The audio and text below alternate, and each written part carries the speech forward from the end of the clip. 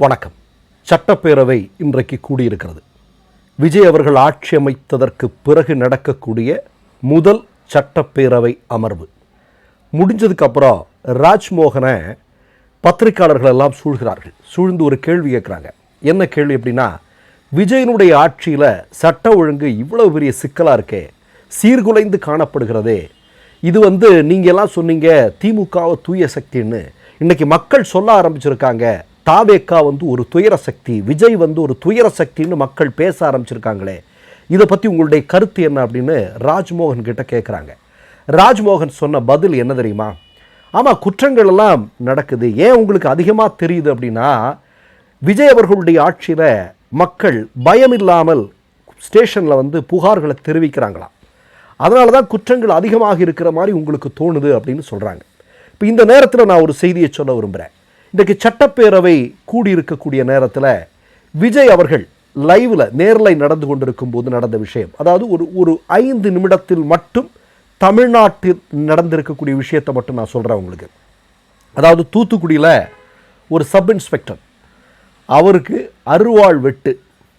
என்ன அப்படின்னா, ஒரு வீட்டில் பெட்ரோல் குண்டு வீசியிருக்கிறாங்க, ரவுடிகள் வீசியிருக்கிறாங்க.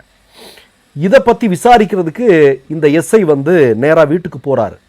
போன இடத்துல இந்த ரவுடிகள் என்ன பண்ணியிருக்கிறாங்க அப்படின்னா, எஸ்ஐயின் மீதே அரிவாளால் வெட்டி இருக்கிறார்கள். குற்றவாளிகளை தேடிக்கொண்டிருப்பதாக செய்திகள் வருகிறது.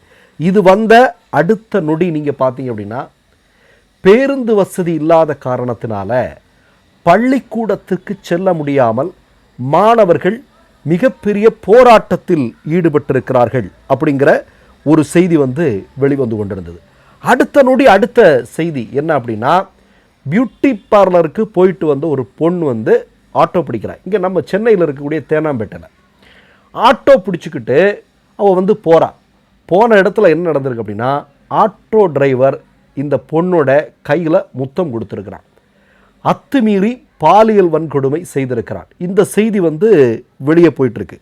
அதே மாதிரி நீங்கள் பார்த்தீங்கன்னா, இன்னொரு இடத்துல ஒரு ஆட்டோ டிரைவர் வெட்டி படுகொலை செய்யப்பட்டிருக்கக்கூடிய காட்சியை நம்ம பார்க்குறோம்.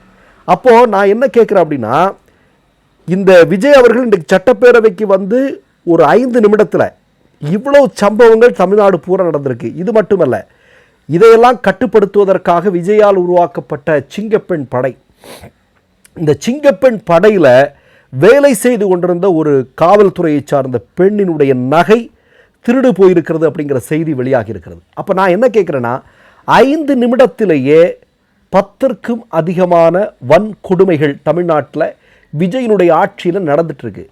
ராஜ்மோகன் ப்ரோ, என்ன ப்ரோ இது? இதெல்லாம் தமிழ்நாட்டு மக்களிடம் தயவு செய்து இந்த மாதிரியான விஷயங்களெல்லாம் நீங்கள் சொல்லிகிட்டு இருக்காதீங்க. நான் ஒன்று சொல்கிறேன். அதாவது இன்றைக்கு சட்டப்பேரவை கூடியிருக்கிறது. வழக்கம் போல் எல்லாருமே எதிர்பார்த்தாங்க. ஏன்னா தமிழ்நாட்டு மக்களுக்கு ஒரு அச்சம் உண்டு. ஏன்னா ஆர்எஸ்எஸ் மோடிக்கு அடிபணிவார் விஜய், அவர்களை எதிர்த்து நிற்கக்கூடிய துணிச்சலெல்லாம் விஜய்க்கு கிடையாது அப்படிங்கிறது தமிழ்நாட்டு மக்களுக்கு தெரியும். அதனால் முதல்ல வந்தே மாதரம் பாடுவாங்களா, இல்லை தமிழ்த்தாய் வாழ்த்து பாடப்படுமா, இல்லை வேறு ஏதாவது நடக்குமாங்கிறதா எல்லாருக்குமே ஒரு பதட்டம் இருந்தது. ஆனால் என்ன நடந்திருந்தது அப்படின்னா, தமிழ்த்தாய் வாழ்த்து பாடப்பட்டது. உங்களுக்கு கடந்த காலத்தில் ஒரு கவர்னர் இருந்தார், முன்னாள் முதல்வர் மு க ஸ்டாலின் அவர்களுடைய ஆட்சி காலத்தில். அப்போ தேசிய கீதம் பாடணும்னு சொல்லி, இல்லை தமிழ்நாட்டில் முதலில் தமிழ்த்தாய் தான் வாழ்த்தப்படும், பாடப்படும், இறுதியில் தேசிய கீதம் பாடப்படும், இதுதான் தமிழ்நாட்டினுடைய மரபு அப்படின்னு. இல்லை தேசிய கீதம் முதல்ல பாடணும் அப்படின்னு சொல்ல, அதை ஒத்துக்கொள்ளாமல் பாதியிலேயே பதறி ஓடிய ஒரு கவர்னரெலாம் நம்ம பார்த்தோம். இன்றைக்கு என்ன நடந்திருக்கு அப்படின்னா, விஜய் அவர்கள் ஆட்சி பொறுப்பிற்கு வந்த உடனேயே முன்னாள் கவர்னர் எதை முன்வைத்தாரோ அது சட்டப்பேரவையில் அமல்படுத்தப்பட்டிருக்கிறது.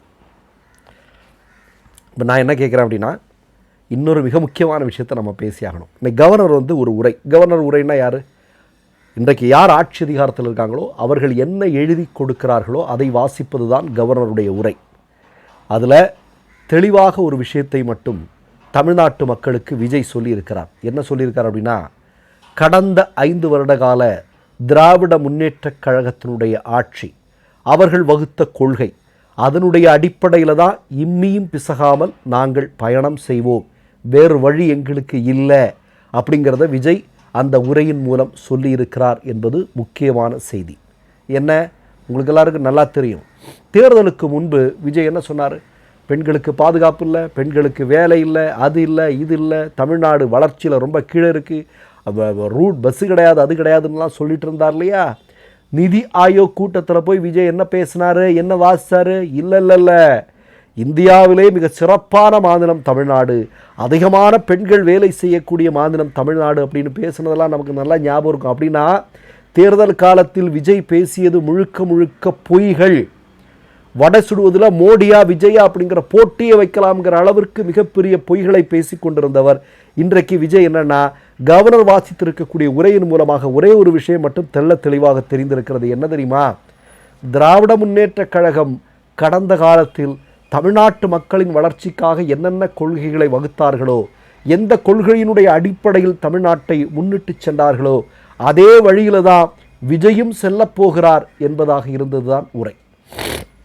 இதில் ரொம்ப ரொம்ப முக்கியமான விஷயம், இன்றைக்கி காலையில் இந்த நிகழ்வு ஆரம்பித்ததுமே எதிர்க்கட்சி தலைவராக இருக்கக்கூடிய உதயநிதி ஸ்டாலினுடைய தலைமையில் கருப்பு பேட்ஜ் அணிஞ்சு ஒரு மிகப்பெரிய போராட்டத்தை சட்டமன்ற வளாகத்திற்கு வெளியே நடத்தினார்கள். அதில் ரொம்ப முக்கியமான விஷயம் என்ன தெரியுமா? விஜய் பெண்களுடைய குழந்தைகளுடைய குரல்கள், அவர்களுடைய கதறல்கள் உங்கள் காதுகளுக்கு கேட்கவில்லையா என்பதுதான் முக்கியமாக முன்வைக்கப்பட்ட விஷயம். நேற்றை கூட உங்களுக்கெல்லாம் நல்லா தெரியும், இதே ராஜ்மோகன் ப்ரோ கிட்ட வந்து பத்திரிகையாளர்கள் சேர்ந்து கேட்குறாங்க, விஜய் தான் யாரையும் பார்த்தா பேச மாட்டேங்கிறாரு, பத்திரிகையாளர்களை சந்திக்க மாட்டேங்கிறாரு, அவருக்கு பேசுவதற்கான பயிற்சியை விஜய்க்கு கொடுக்கலாம் இல்லையா அப்படின்னு பத்திரிகையாளர் கேட்கவும் ராஜ்மோகன் பதர்னதெல்லாம் நம்ம பார்த்தோம். நாம் தமிழ்நாட்டு மக்களின் சார்பாக விஜயிடம் முன்வைக்கக்கூடிய ஒரு மிக முக்கியமான கோரிக்கை, விஜயிடமும் தாவேக கட்சியை சார்ந்தவர்களிடம் முன்வைக்கக்கூடிய ஒரு மிக முக்கியமான விஷயம், பேசுவதற்கு உங்களுக்கு தெரியவில்லை என்றால் அதற்கான பயிற்சிகளை எடுத்துக்கொள்ளுங்கள். தப்பெல்லாம் ஒன்றும் கிடையாது, எல்லாம் தெரிஞ்சவங்க உலகத்தில் எவனுமே கிடையாது. நீங்கள் எப்படியோ ஆட்சி அதிகாரத்திற்கு வந்துட்டீங்க, இப்படிப்பட்ட பதவிகள் உங்களுக்கு கிடைக்கும்னு கனவுல கூட நீங்கள் நினச்சி பார்த்துருக்க மாட்டீங்க. சரி, வந்துருச்சு. இப்போது மக்களோடு உரையாட, மக்களுடைய பிரதிநிதிகளாக இருக்கக்கூடிய பத்திரிகையோடு உரையாடுவதற்காக நீங்கள் பயிற்சியாவது எடுத்துக்கொள்ளுங்கள். இல்லை என்றால் தமிழ்நாட்டுடைய மானம் போகுது சார். மற்றொரு நிகழ்வில் சந்திப்போம். நன்றி, வணக்கம். மை நேம் இஸ் ரெட் சேனலை சப்ஸ்கிரைப் பண்ணிக்கோங்க. அதுக்கப்புறமா பக்கத்தில் இருக்கிற ஜாயின் பட்டனை கிளிக் பண்ணீங்கன்னா ஒரு நியூ பேஜ் ஒன்று ஓப்பன் ஆகும். அதுலேயும் ஜாயின் பட்டனே கிளிக் பண்ணிக்கோங்க. அதில் பார்த்தீங்கன்னா credit R debit card options இருக்கு. இதில் உங்களுக்கு விசா, மாஸ்டர் கார்டு, ரிப்பே அப்படின்னு 3 ஆப்ஷன்ஸ் கொடுத்துருக்காங்க. அதில் நீங்கள் எந்த கார்டு சூஸ் பண்ணுறீங்களோ அந்த கார்டோட நம்பர் என்டர் பண்ணிக்கோங்க. அப்புறமா கார்டோட வேலிடிட்டி மந்த் அண்ட் இயரை டைப் பண்ணிக்கோங்க. அடுத்தபடியா உங்க கார்டோட பின்னால சிவிசி கோடுன்னு சொல்லிட்டு 3 நம்பர்ஸ் கொடுத்துருப்பாங்க. அந்த நம்பர் இதில் என்டர் பண்ணிக்கோங்க. அப்புறமா அட்ரஸ் அண்ட் இன்ஃபர்மேஷன் என்டர் பண்ணிட்டு பைங்கிற பட்டனை கிளிக் பண்ணிக்கோங்க. ஒருவேளை உங்க கார்டு நம்பர் இன்வாலிட்னு காமிச்சிச்சுன்னா உங்க கார்டுல இன்டர்நேஷனல் யூசேஜை எனேபிள் பண்ணுங்க.